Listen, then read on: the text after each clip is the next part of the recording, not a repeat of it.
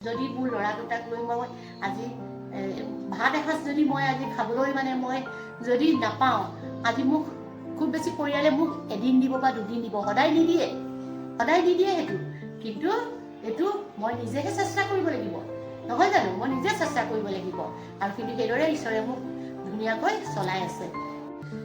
নমস্কাৰ, মই ৰেখা চাৱাৰ্ছ আকৌ আপোনালোকৰ মাজত আহি দুটামান কথা আপোনালোকক জনাব বিচাৰিছোঁ। এইটো মোৰ ঘৰ হয়, এইখন ফ্ৰণ্টৰ বাৰাণ্ডা হয়, এইটো বাহিৰৰ চাইডটো হয়। এইফালে ওপৰলৈ উঠি যোৱা চিৰি আছে, ফাৰ্ষ্ট ফ্ল'ৰ। এইফালে এইটো মোৰ ড্ৰয়িং ৰুম, এইটো মোৰ ড্ৰয়িং ৰুম হয়। 2003 মোৰ মানুহজন ঢুকাইছিলে, আৰু 2005ৰ পৰা মই এই ঘৰটো মানে ষ্টাৰ্ট কৰিছিলোঁ। তেতিয়া অকল তলৰ ফাউণ্ডেশ্যনটো মানে হৈছিলে, বাকী বাদ একোৱেই হোৱা নাছিলে। তাৰপিছতে যেতিয়া মোৰ মানুহজন ঢুকালে, তেতিয়া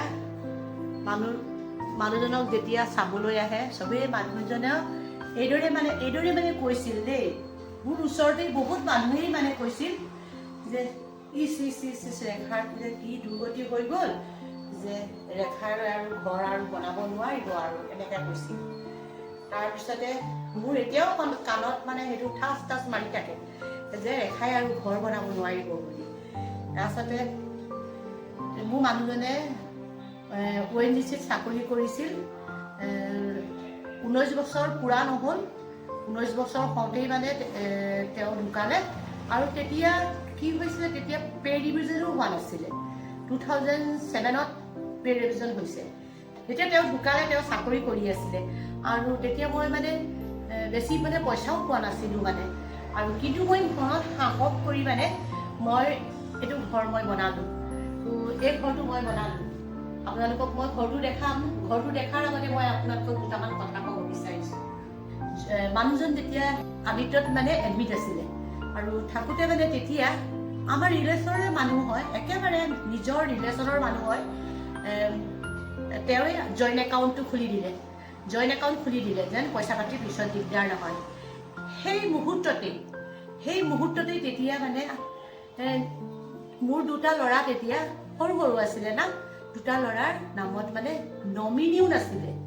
মানুহজনক মানে সুধিছিলে, কিন্তু তোৰ নমিনিও কৰিলি নে, এনেকৈ এইদৰে মানে সুধিছিলে, কিন্তু মানে জানে নমিনিও মানে কৰা নহ'ল।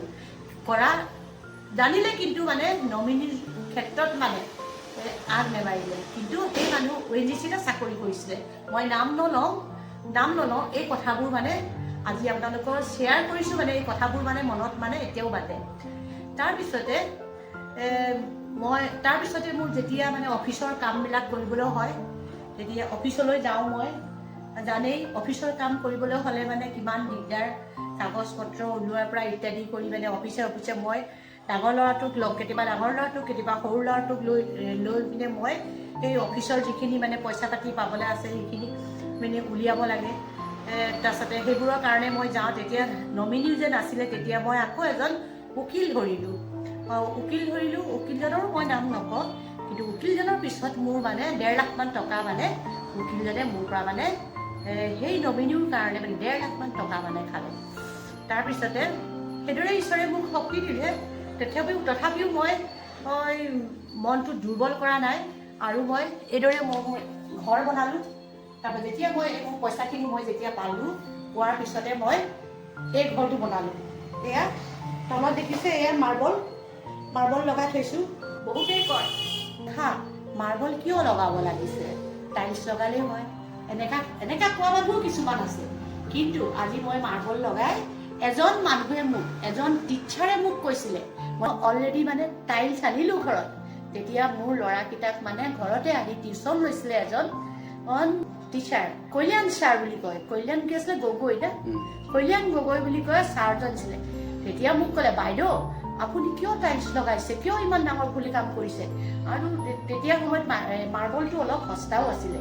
আপুনি টাইলছ লগোৱাতকৈ বোলে ঘৰখনৰ তলটো মাৰ্বল লগাই দিয়ক, 2 পইচা অকণমান বেছি হ'ব, আপুনি মাৰ্বল লগাই দিয়ক। তেওঁ মোক ক'লে যে লাইফ টাইম আপোনাৰ ঘৰটো যিদৰে আপুনি মাৰ্বল লগালে সেইদৰেই থাকি যাব হয় আজি মোৰ যিদৰে মই মাৰ্বল লগালোঁ তলৰ ঘৰটোত সেইদৰেই মানে আজি ধুনীয়া হৈ আছে আজি মোৰ এই ঘৰ বনোৱা 22 বছৰ হৈ গ'ল এতিয়া মই তেওঁক ধন্যবাদ দিছোঁ কিন্তু বহুতো মানুহ এনেকা আছে কিছুমান কিয় ৰেখা মাৰ্বল লগাব লাগিছে কিয় লাগিছে প্লেন পকা বনোৱা তাৰপিছত সেইটো মোৰ কথা মোৰ ঘৰ মোৰ কথা কিন্তু এটা কথা আজি মই এয়া এইটো ড্ৰয়িং ৰুম এইটো মোৰ ড্ৰয়িং ৰুম হ'ল তাৰপিছতে ড্ৰয়িং ৰুম হ'ল ইফালে চাইডত বাৰাণ্ডা ফ্ৰণ্টত বাৰাণ্ডা এইটো ডাইনিং ৰুম এইটো ডাইনিং ৰুম এইটো মোৰ ডাইনিং ৰুম হয় আৰু মই ইয়াতে খানাৰ ভিডিঅ'বিলাক মই এইখন ডাইনিং টেবুলতে বহি পিনে আপোনালোকক কওঁ আৰু খুব দুখৰ এটা কথা আলোচনা কৰোঁ তাৰপিছতে এয়া মোৰ এইফালে মোৰ বেডৰুম এইফালে মোৰ বেডৰুম লাইট জ্বলাই দিছোঁ এইটো মোৰ বেডৰুম চব ঘৰতে মই মাৰ্বল লগালোঁ এইটো মোৰ বেডৰুম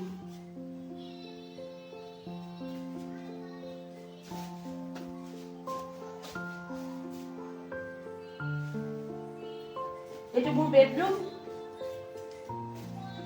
এইটো মোৰ কৰিডৰ দেখিছে আৰু মোৰ মৰমৰ চবতকে মোৰ মৰমৰ প্ৰভুৱে মোলৈ দান কৰিলে যে মোৰ ডাঙৰ ল'ৰা আৰু সৰু ল'ৰা দুইটাৰে বিয়া মই আগা পিছাকৈ পাতিছিলোঁ এটা ল'ৰাৰ মই নৱেম্বৰত পাতিছিলোঁ বিয়া 2021 চনত আৰু আৰু ডাঙৰ ল'ৰাটো পাতিছিলোঁ তাৰো 2021 চনতে কিন্তু একমাহ বাদ দি মানে তাৰ কি কয় এইটো ডিচেম্বৰত পাতিছিলোঁ মানে ওচৰা ওচৰিকৈ গেপ কৰি পাতিছিলোঁ আৰু মই চবতকৈ ঈশ্বৰক মই ধন্যবাদ দিওঁ মোৰ ঈশ্বৰে মোক ইমান ধুনীয়া এটা মানে দান কৰিলে মোৰ নাতিনী এয়া এইটো হৈছে মোৰ বোৱাৰীৰ ৰুম এইজনী অকণমানি জনী মামা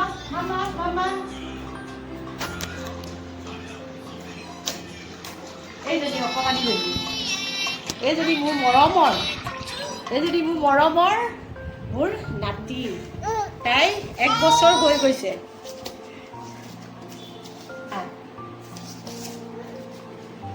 এতিয়া 1 বছৰ হৈ গৈছে এইটো মোৰ সৰু ল'ৰাৰ ৰুম হয় মোৰ বোৱাৰী সৰু বোৱাৰীজনী মোৰ জয়সাগৰৰ মেডিকেলত কৰে তাই এতিয়া নাই তাই এতিয়া ডিউটিত গ'ল আৰু এইফালে ষ্ট'ৰ ৰুম এইটো মোৰ কিচেন আৰু এইটো মোৰ কিচেন এতিয়া অৱস্থা নাই আপোনালোকক মই নেদেখাওঁ ময়ো এতিয়া বেমাৰী এজনৰ খবৰ কৰি আহিছোঁ কি কয় এইটো আৰু অলপ মাৰ্কেট আছিলে মাৰ্কেট কৰি মেলি আহিলোঁ আৰু এয়াই মোৰ জীৱন কাহিনী ক'বলগীয়া বহুত আছে মোৰ নিজৰ কথা আপোনালোকক মই একো কোৱাই নাই মোৰ নিজৰ কথা ক'বলৈ আছে আকৌ এদিন আপোনালোকক সময় উলিয়াই মোৰ নিজৰ কথা আপোনালোকক ক'ম আজি পুনৰ আকৌ আপোনালোকক লগ পাম ধন্যবাদ মামা নমস্কাৰ কৰি দিয়া মামা নমস্কাৰ কৰি দিয়া